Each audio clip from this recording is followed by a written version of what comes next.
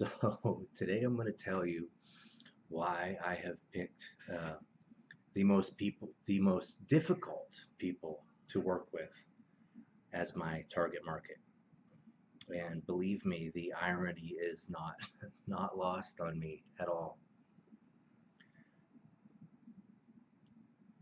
The short answer is the reason I've picked this as my target market is because it's what I've lived. It's that I learned it because I had to learn it because it's what I've been through. It's the journey, the struggle, and the success of my life. Now, here's the longer version. People who have uh, chronic symptoms of stress, who are having fast brain anxiety type symptoms, right, are people, if you were to actually look at the brain patterns, at the frequencies and the firing patterns in the brain, which is what I do, I look at those, you begin to notice lots of common variables. Now, just to be clear, in brain training, there are other issues that we can deal with. We can train and help with epilepsy, with spectrum disorder, obviously with depression or addiction, chemical dependency. I have chosen to specifically focus on stress, anxiety, trauma, because again, that's what I've lived and it's what I'm good at. It's it's what I get consistent results doing because I understand it. So the people who have those types of patterns, uh, uh, frequencies and patterns and ways of firing in the brain, not only can I identify, if I just talk to you within 2 or 3 minutes, I'm going to begin to quickly identify patterns just because I'm used to seeing it. But also, what's readily identifiable is how common the patterns are on the actual EEG and the live reading on the brain. And here's the deal. Here's what I'm trying to get across to you today is people who are fast brain, that's what we call, because I don't like a diagnoses because I don't think they help people for the most part, and they certainly don't help me. They don't change. Uh, they don't change our approach at all. So really, the diagnosis is irrelevant. So I don't like to use the words like post trauma and anxiety because that's just not what I do. What I deal with are the irregular patterns in the brain. But for the sake of conversation, post trauma anxiety patterns are fast brain people. Now, those people share some very consistent uh, behaviors and patterns. One of those behaviors is that they're very difficult to work with, very difficult to convince, extremely difficult to sell, right? And as a business model, that would be a really poor choice of people to target. But that's my heart. It's what I care about. It's what I'm good at. So that's why I target those people. Now I want to explain to you why those people are those things. I'm sure if I asked your spouse or your kids, they would agree with me, right? And listen, I'm in that group, so I'm not judging you. Here's what's going on. There's a few things actually that I want to point out today. One of those things we call high frequency coherence. What that means is that different parts of your brain, if we were to monitor different areas, we'll monitor from one point to another point. And those are points that should be communicating with each other in a healthy brain. Many times we find that those areas aren't communicating at all, or, and this is what we're talking about here, what they are communicating, or when they are communicating, it's only in fast and what I would consider generally negative patterns or frequency. In other words, what we like to see, if those two areas should be communicating, right? We like to see them communicating in nice, smooth, alpha patterns, which means they're creatively cooperating with one another. But if they're only communicating in these high frequencies, that means they're going back and forth. Oh, have you seen this? What have you seen this? What have you seen this? What about this? What about this? What about this? And you hear me talk about that a lot. It's just such a common pattern with, the fast brain, stressed out type people. So that's one reason why that kind of person is what we would call mentally rigid or difficult to talk to or convince or communicate, because their brain isn't in communication mode from one point to another. Their brain is in fight or flight and protection mode from one point to another. It's just trying to prevent, you know, whatever, rather than allow new information, new experiences, right? Another thing, okay, so that's one thing. We call that high frequency coherence. Another thing is, like I said, because let's go back, instead of communicating point to point, let's just talk about different areas of the brain that control different functions. When a person's stuck in hypervigilant or fight or flight, it's just the brain trying to protect you, right? That's why it's going, well, it's all on high alarm, trying to prevent you from being hurt again, or being taken advantage of, or getting sick, whatever the particular stress is. But here's another reason why that person is rigid, because that particular area of the brain is on, high alert, and it's trying to prevent, again, something from happening. Furthermore, what I've seen with a lot of fast brain, stressed out type brain people is, and it's just, all this stuff, there's lots of studies to prove what I'm saying, uh, statistically provable, and studies that prove how and why as well. But another thing that's very common among anxiety, fast brain people is high intelligence. They're people who generally can figure things out. And so that's what you're doing. That's what your brain's doing. And think of this is kind of on a subconscious level. I mean, you may be aware of it, but it's happening automatically whether you're aware of it or not. And so what your brain is doing is trying to prevent or anticipate or figure out, right? Which most of you are probably really good at. Those of us that are fast brain, we're the ones who get things done. We're the ones who figure things out. We're also often ones, because of that, who are protectors. And that's a very deep rooted emotion and or behavior, that protection, right? You're not only protecting yourself, but you're protecting others.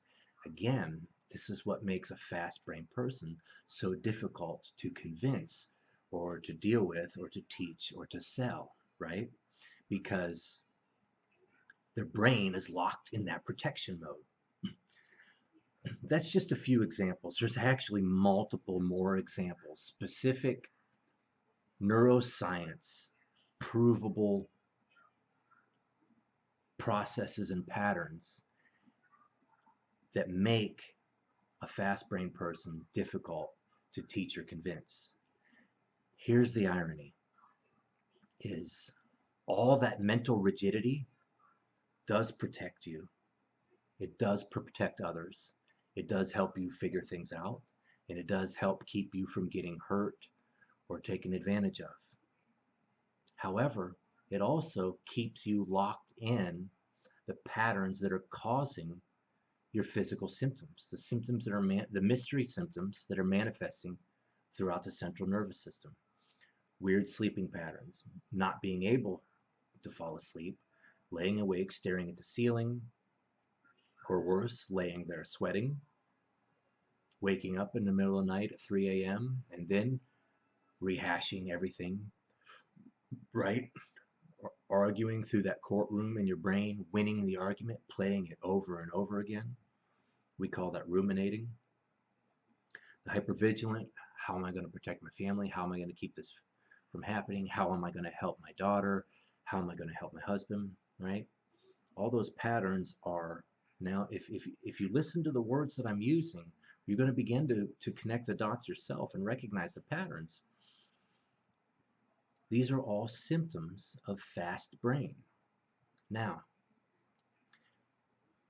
I mentioned this before, but if you look at a person, whether they have a chronic infection, bacteria, or a virus, whether they've had the death of a child, death of a spouse, gone through a divorce, regardless of what the cause of that stress is, the patterns on the brain are the same. And they're fast patterns.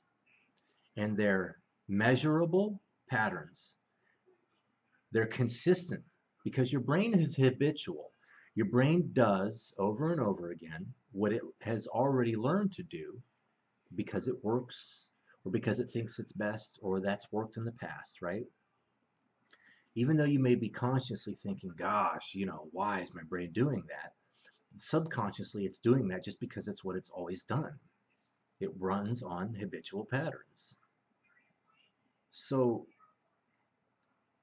the biggest thing, this is the irony of all this, the biggest thing that those of us with fast brain patterns need in order to feel better, in order to quit having the manifestations, the physical symptoms throughout the central nervous system, is we need to change those fast brain patterns. But that goes back to what I was talking about earlier. We're the most difficult people to work with, to convince and get to change. And the irony is that's what we need the most, right?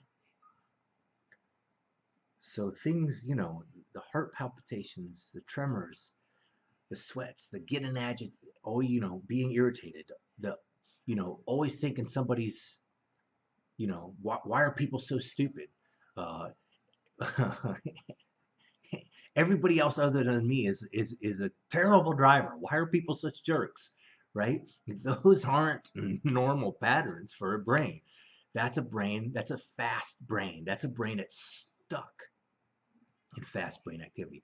Now here's the thing. Now remember I talked about a lot of these people having, high intelligence, being able to figure things out. Fast brain activity isn't bad. It's not bad at all. In fact, if you were to look at a true genius brain, a true genius IQ brain, and look at a person who has chronic anxiety, you're going to see very little differences. But there's one huge distinction between the two brains. Assuming the genius brain is a person who's, happy and getting through life. The difference between the two brains isn't the level of activity. Fast brain, high beta figuring things out is common in both brains and not bad. What's bad is when it doesn't shut off, when it doesn't come back down to idle. That's the key distinction. The genius brain can turn it on and bring it back. Again, we have multiple studies that have proven this. One of the biggest ones I can think of right now is the Air Force did a test with the Top Gun pilots. They found consistently all the top pilots had one common trait in the way their brain fired. This was the trait. When they were under attack, when they were in a fight, the brain would come up to high beta activity. Fight, fight, fight, figure it out, get through it. What about this? How do we figure this out? We got it. You know what I'm saying? But all the pilots did that. But the highest performing top pilots, as soon as the fight was over, the top performers' brains came back down to alpha state. Incidentally, the exact same thing is true with professional athletes. The top performers are excellent at accessing the alpha state. Whenever you see, an athlete or a performer who's about to do something, right? You'll see him go.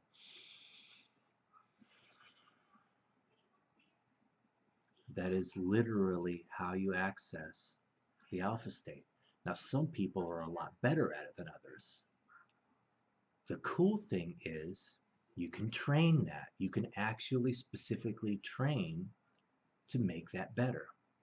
Incidentally, when you close your eyes, your alpha automatically goes up. That's true for everybody.